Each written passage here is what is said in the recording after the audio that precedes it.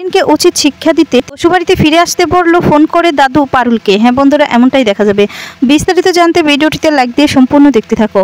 গল্পের শুরুতেই দেখা যাবে রাস্তায় বসে বসে কাঁদছিল। তারপর গোপাল ফোন করে, আর গোপালকে তখন পারুল বলতে থাকে, হ্যাঁ হ্যাঁ দাদা, আমাকে তো দাদু শ্বশুরবাড়িতে ঢুকতে দিয়েছে, আমি এখানেই তো আছি। তখন গোপাল বলে, যাক বোন, সব কিছুর মাঝখানে অন্তত এইটা তো ভালো হলো যে শ্বশুরবাড়িতে তোকে দাদু ঢুকতে দিয়ে রুক্মিণী গোপালকে বলতে থাকে, শুনুন গোপাল, আপনি হয়তো বা দাদুকে চেনেন না, কিন্তু আমি তো খুব ভালো করে চিনি। আপনি আশায় গল্প শুনতেই পারেন, বিশ্বাস করতে পারেন, কিন্তু আমি কিছুতেই বিশ্বাস করি না, বুঝতে পেরেছেন? পারুলকে কোনোদিনও দাদু ঢুকতে দেয়নি। পারুল আপনাকে মিথ্যে বলছে। তখনই দেখা যাবে গোপাল বলতে থাকে, বোন তুই আমাকে মিথ্যে বলছিস? রুকু এই সমস্ত কি বলছে? তখন পারুল কাঁদতে থাকে। এরপর রুকু বলছে, কোনো কথা বলছে না তো, দাঁড়ান, আপনি ফোনটা কাটুন, আমি পারুলকে ভিডিও কল করছি। এরপর দেখা যাবে গোপাল ফোনটা কেটে দিলে রুক্মিণী পারুলকে ভিডিও কল করে। আর তখন পারুল বলতে থাকে, ফোনটা তো চলে এসেছে, এখন আমি কি করব? আর তখনই দেখা যাবে ভিডিও কলটা রিসিভ করলে রুকু তখন বলতে থাকে, দেখেছেন গোপাল, দেখুন, খুব ভালো করে দেখুন। এখন গোপাল বলতে থাকে, বোন তুই এটা কোথায় আছিস? আর তখন বলে, আমি জানি তো ওই মানুষটার এতটাই এগো যে কিছুতেই ঢুকতে দেবে না পারুলকে ওই বাড়িতে। কথার বিরুদ্ধে গিয়েছে তো পারুল, তাই সে পারুলকে কিছুতেই মেনে নিবে না, সেটা আমি জানি। তখনই পারুল কান্না করতে থাকে। আর রুকু তখন বলে, না পারুল না, তুমি একদম কাঁদবে না তুমি তোমার নিজের কেরিয়ারটা বেছে নিয়েছো না, তাই তুমি তার মধ্যে আর কারো কোনো কথা ভাববে না। যাও, তুমি পড়াশোনা করো, তুমি পড়াশোনার দিকেই শুধুমাত্র ভাববে। যাও, তুমি ডিএন স্যারের বাড়িতে ফিরে যাও, তারপর কি খুব ভালো দিয়ে মন দিয়ে তুমি পড়াশোনাটা করো। নিজেকে এমনভাবে নিয়ে যাবে, এমনভাবে ঘুরবে যেন তোমাকে সবাই দেখে বলতে থাকে, না তুমি ঠিক ডিসিশন নিয়েছিলে, তাই তুমি এগুলো নিয়ে একদম ভাববে না তুমি। তখন পারুল এ কথা শুনে একটু শান্তি পায়, একটু স্বস্তি পায়। আর তারপর দেখা যাবে গোপাল বলতে থাকে, আমি তো ভাবতেই পারছি না দাদু এতটাই করলো তোর সঙ্গে। রুকু বলতে থাকে, আমি জানি তো ওই মানুষটা নিজের এগো ছাড়া আর কিছুই বোঝে না, এগোর জন্য সব কিছু করতে পারে। ওই মানুষটা কখনো কারো কাছ থেকে হার মানবে না, কারো ইমোশনালের দাম নেই তার কাছে। তাই পারুল তুমি ভাববে না, আমি তোমার পাশে আছি। তাছাড়া অনেক অ্যাডভাইস তো তুমি আমাকে দিয়েছো, এবার না হয় আমি দিলাম, একটু শোনো।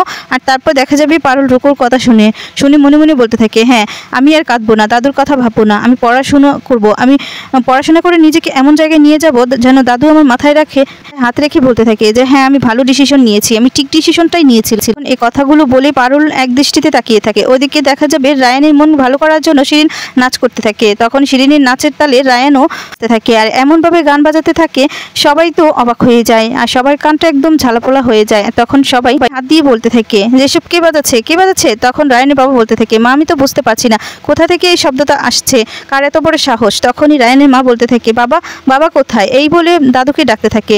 আর তখন বলতে থাকে, না বাবাকে তো ডাকা যাবে না, তাহলে তো কুরুক্ষেত্র বেজে যাবে। কি হচ্ছে এগুলো? কিছুই তো বুঝতে পারছি না। আচ্ছা তুমি একটু গিয়ে দেখো না কি হচ্ছে এসব, কোথা থেকে আসছে এই শব্দটা। তখন বলে, জেঠু এটা তো দেখছি রায়ানের ঘর থেকে আওয়াজটা আসছে, মনে হচ্ছে রায়ানই বাজাচ্ছে। আর তখনই রায়ানের বাবা বলতে থাকে, রায়ান কি পাগল টাগল হয়ে গেল নাকি? ওর কি মরতে ইচ্ছে করছে?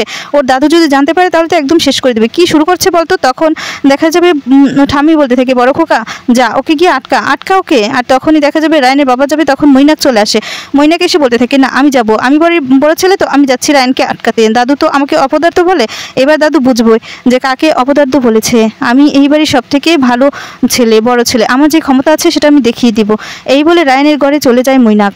আর তারপর গিয়ে দেখতে পায় যে শিরিন নাচ করছে। তখন মৈনাক শিরিনের সাথে সাথে নাচ করতে থাকে আর বলতে থাকে, বাহ তুমি তো খুব ভালো নাচ করতে পারো, আমাকে একটু স্টেপগুলো শিখিয়ে দিতে পারবে? তখন মৈনাকও শিরিনের সাথে নাচ করতে থাকে, শিরিনকে ঠেলে ঠেলে সরিয়ে দিতে থাকে। তারপর তো রায়ান অবাক হয়ে যায়। শিরিন তখন রেগে গিয়ে বলতে থাকে, আপনি কেন এসেছেন এখানে, কেন এসেছেন? আর তখন মৈনাক বলে, শোনো আমি এই বাড়ির বড় ছেলে, আমার সাথে একদম এভাবে কথা বলবেন না। তখন রায়ান গানটা বন্ধ করে দেয়। এরপর মৈনাক বলতে থাকে, আমি তো এসেছিলাম তোমাদের গানটা বন্ধ করতে, তোমাদের এত বড় সাহস কি করে হচ্ছে?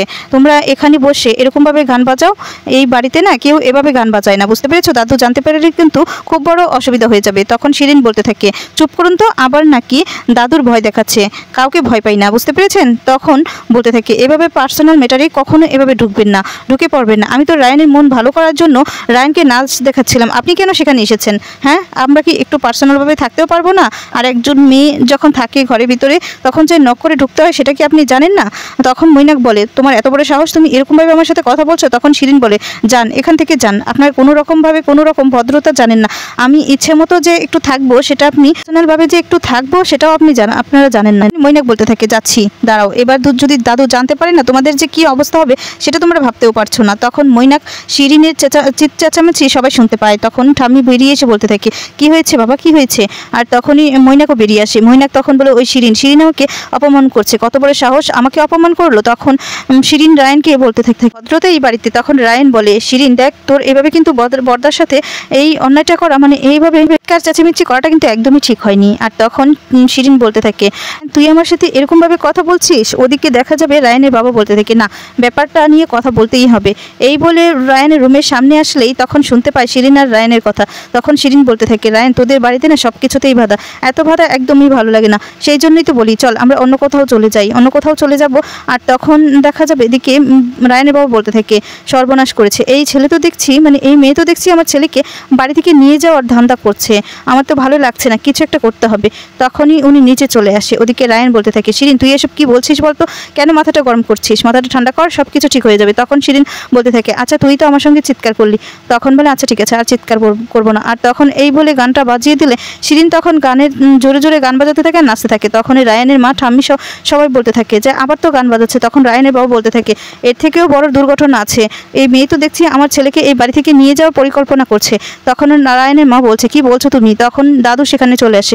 দাদু এসে বলতে থাকে, এসব কি হচ্ছে, কি হচ্ছে এসব, কিছুই তো বুঝতে পারছি না, কে বাজাচ্ছে এসব? আর তখন মৈনাক বলতে থাকে, রায়ানের ঘরে শিরিন বাজাচ্ছে সব, আমি বারণ করতে গিয়েছিলাম, ও আমাকে কতগুলো কথা শুনিয়ে দিল, অপমান করে সেখান থেকে বের করে দিল। জানো তোমার কথা বললাম, আমাকে বললো যে তোমাকেও নাকি মানে না, এসব কথা বললো, কত বড় সাহস মেয়েটার, ভাবো তো। আর তখন এই কথা শুনে দাদু রেগে যায়। আর দাদু তখন বলে, তোমাদের ওপর না কোনো ডিপেন্ডেন্ট করাই উচিত নয়, এতগুলো মানুষ তোমরা থাকতে এসব অসভ্যতামি করে কি করে? তখন দাদু রায়ানদের ঘরে যায়, গিয়ে বলতে থাকে, তোমার এত বড় সাহস, তুমি এখানে এই গানটা বাজাচ্ছ? আর তখন রায়ান গানটা বন্ধ করে। তখনই দেখা যাবে শিরিন বলতে থাকে, দেখেছিস রায়ান কি বলেছিলাম যে চল আমরা অন্য কোথাও চলে যাই, পার্সোনাল ভাবে কিছু করা যাবে না। তখন দাদু বলে, একদম চুপ, এটা আমার বাড়ি, কি করবো না করবি সেটা আমি বুঝবো, তুমি কে ঠিক করা, তোমাকে এত বড় সাহস কে দিয়েছে?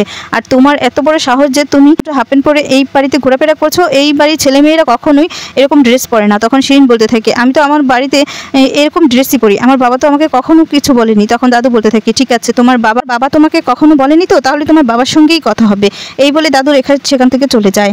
ওদিকে শিরিন চমকে যায়। তারপর দেখা যাবে দাদুকে মৈনাক বলতে থাকে, দাদু শুনলো কথা? তখন দাদু বলে যে না, ও তো বড় বেদব নিয়ে কীরকমভাবে কথা বলছে। তখন মৈনাক বলে, দাদু পারুল তো শুধুমাত্র একটু পাকাটা ড্রেস পরেছিল, তাতেই বাড়ি থেকে বের করে দিয়েছেন, আর ওকে বের করতে পারছেন না। তখন দাদু রেগে যায়, রেগে গিয়ে বলে, এই মেয়েকে বের করতেই হবে। তখন রায়ানের বাবা বলতে থাকে, বাবা আমাদেরই তো দোষ, আপনারই তো দোষ, না হলে পারুলকে যদি এই বাড়িতে না তাড়াতেন তাহলে কি এই মেয়ে আসতে পারতো বাড়িতে? এই মেয়ে তো আরও বেশি ঝাঁকিয়েছে, ও কিন্তু আরও খারাপ করবে, আমি বুঝতে পারছি, আপনি বুঝতে পারছেন না।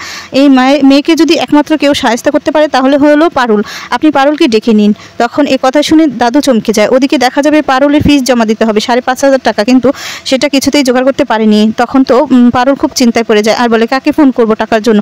এরপর পারুলের মাকে ফোন করলে পারুলের মা কয়লা ভাঙতে গিয়ে ব্যথা পায়, সে কথাটা জানতে পারে। আর তখন বলে, কেন মা, তুমি কয়লা ভাঙছো কেন? আর তখন বলছে, আসলে তোকে বলা হয়নি, তোর বাবা বারণ করেছিল, তোর বাবার তো কাজটা নেই। আর তখন বলে, কি বলছো কি? এরপর বলে যে হ্যাঁ, তখন বলে যে মাসের শুরুতে এমনটা তো কখনোই হয় না। এরপর বলে যে গ্যাস তো নেই, তো তোর বাবার চাকরিটাও চলে গেছে, তাহলে কিভাবে আনবো মা, অনেক কষ্টে চলছি, আর আমাদের সংসারের হালটা তো তুই ধরবি, তাই তুই না মন দিয়ে পড়ালেখাটা কর, মনে প্রাণে এটাই চাই। আর তখন ফোনটা রেখে দেয়। পারুল বলে যে ওখানেও তো এই অবস্থা, তাই মার কাছ থেকেও তো টাকাটা চাইতে পারলাম না, ওরা তো আমার ভরসায় বসে আছে, এখন কি করবো, কাছে টাকা চাইবো। দেখা যাবে দাদু সবার কথা শুনে রাজি হয়ে যায় পারুলকে ফোন করতে, আর বলে, আচ্ছা ঠিক আছে, আমি পারুলকে ফোন করব। সবাই তখন খুব খুশি হয়ে যায়। এর পারুলকে ফোন করে এই বাড়িতে আসতে বলে। শিরিনকে কিছুতেই সামলাতে পারছে বন্ধুরা, এবার কি তাহলে পারুল আসবে? এবার